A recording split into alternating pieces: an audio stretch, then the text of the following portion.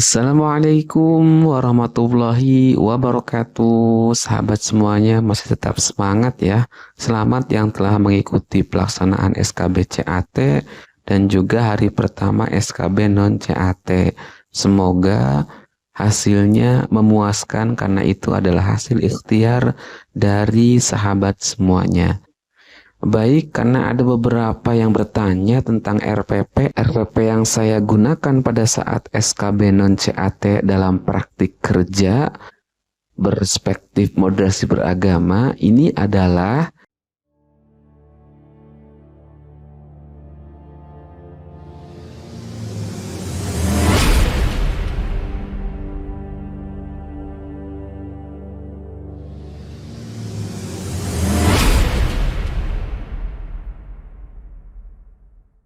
RPP yang pada saat saya gunakan di tes SKB non-CAT saya.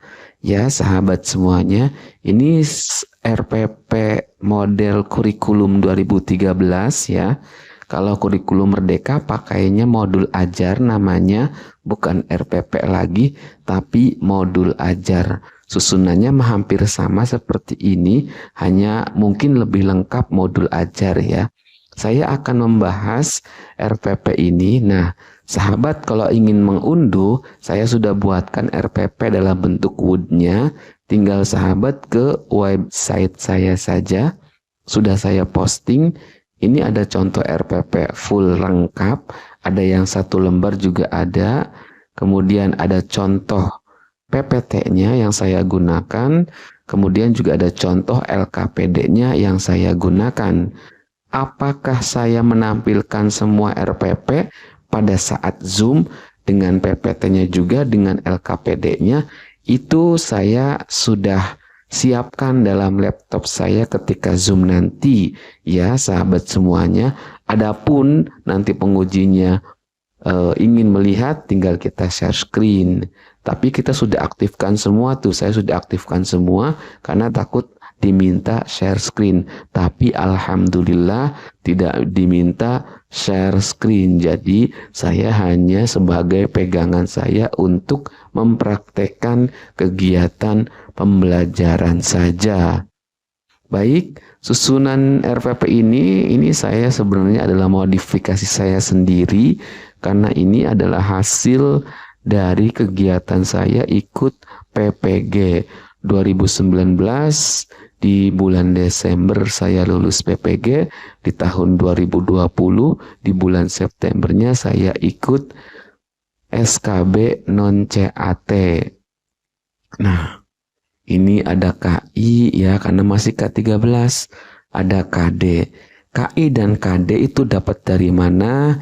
Itu dari pemerintah, dari Kementerian Agama, karena ini adalah mata pelajaran akidah akhlak. Kemudian mana yang saya buat? Yang indikator pencapaian kompetensi. Ini saya buat sesuai dengan KD1, KD2, KD3, dan KD4.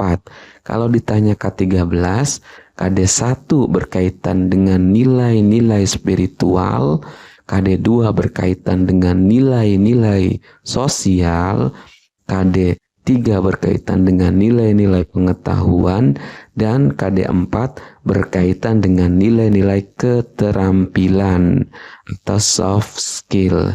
Maka untuk menyusun indikator pencapaian kompetensinya itu kita harus menggunakan kata-kata yang termaktub dalam taksonomi Bloom untuk mengetahui level berapa kita akan menggunakan kata kerjanya atau KKO-nya ya, kata kerja operasional. Mana kata kerja operasional?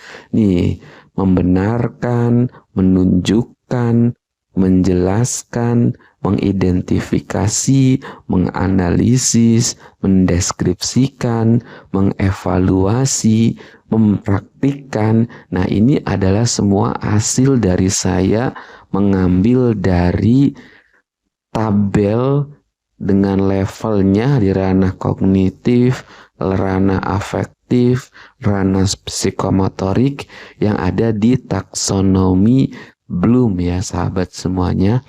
Nah ini nanti terkait dengan sistem penilaiannya. Apakah level LOTS atau level MOTS atau level HOTS. Itu tergantung kita memilih kata kerja operasionalnya. Kalau adab sholat dan zikir ini karena materinya. Kemudian dalam kehidupan sehari-hari karena ini berkaitan dengan nilai spiritual. Sama ya susunannya sahabat semuanya. Paling nanti yang membedakan adalah di KD3 atau nilai-nilai pengetahuan. Di mana ini menyusun KKO-nya itu harus ada prosedurnya. Ya sahabat semuanya. Nah, di mana prosedurnya menyusun KKO-nya harus menyangkut ada konsep, ada prinsip, ada faktual, kemudian ada prosedural, yang terakhir sebenarnya ada lagi metakognitif atau ada hikmah. Nah, itu dalam menyusun materi dan juga dalam menentukan indikator pencapaian kompetensi KD3 nilai pengetahuan. Menjelaskan karena ini kita ingin memaparkan nilai-nilai konsep, mengidentifikasi dalil karena kita ingin memaparkan nilai-nilai tentang prinsip, harus ada dalil. Kemudian menganalisis cara karena kita ingin memaparkan atau menguatkan nilai-nilai prosedural. Kemudian mendeskripsikan manfaat. Ini kita ingin menekankan nilai-nilai faktual. Kemudian mengevaluasi hikmah, ini kita ingin menekankan nilai-nilai metakognitif atau hikmah dari apa yang kita pelajari, kemudian kita implementasikan dalam kehidupan sehari-hari. Nah, kemudian untuk KD4 atau nilai-nilai keterampilan, di sini kaitannya nanti akan mempraktikkan ya untuk penilaiannya, bukan tertulis tapi lebih ke praktik. Nah, setelah indikator pencapaian dibuat, kita akan membuat tujuan pembelajaran.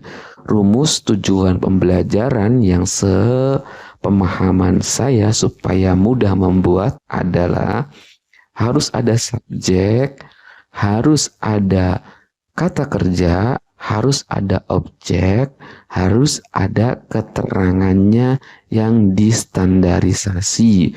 Nah, kita ambil contoh. Nomor 1 ini tujuan pembelajaran dapat dari mana? Dari indikator pencapaian kompetensi KD 3.4.1. Nah, dari mana sumbernya? Dari KD 3.4 tentang memahami adab sholat dan zikir. Nah, kemudian yang kedua itu juga tadi ya, kita tinggal mengcopy paste saja kalau sudah ada IPK-nya atau indeks kompetensi pencapaian kompetensinya. Ya, indikator pencapaian kompetensinya. Nah, ada tujuan pembelajaran, kemudian ada materinya juga. Ini saya buat materinya secara singkat sebagai poin-poin dasar yang harus saya sampaikan pada peserta didik atau murid-murid. Kemudian ada langkah-langkah pembelajaran. Ini pertemuan ke-1 ya. Karena ini adalah RPP tingkat madrasah sanawiyah, maka 1 kali pertemuan atau 2 JP itu 1 JP-nya adalah 40 menit. Ya, takut sahabat ditanya, kalau di RA 1 JP-nya berapa menit? 1 jam pelajarannya itu kalau di RA 30 menit. Kalau di MI 35 menit. Kalau di MTS 40 menit. Kalau di Madrasah Aliyah 45 menit. Itu ya, takut ada sahabat yang ditanya JP oleh penguji nanti. RPP ini saya buat sesuai dengan kondisi real di lapangan pada saat saya mengajar 2 JP ya. Kenapa di sini ada 10 menit, ada 60 menit, walaupun nanti dalam praktek micro teaching atau praktik kerjanya itu disesuaikan dengan waktu dari penguji ya sahabat, karena ada yang cuma 15 menit, ada yang 10 menit. Nah, itu kita menyesuaikan bagaimana maunya penguji saja. Kemudian ada metode, media, dan sumber belajar. Nah, metodenya pendekatan saintifik karena K13 ya.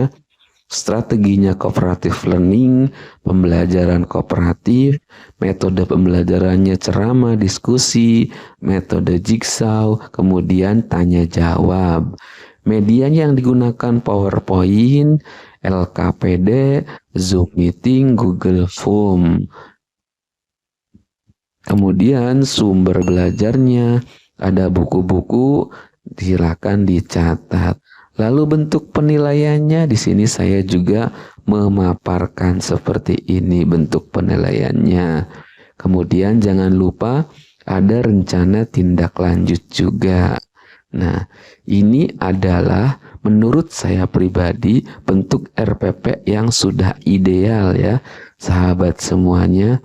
Di belakangnya saya lampirkan penilaian-penilaian sikap dan juga penilaian-penilaian yang lainnya sesuai tadi apa yang saya sampaikan dalam sistem penilaiannya.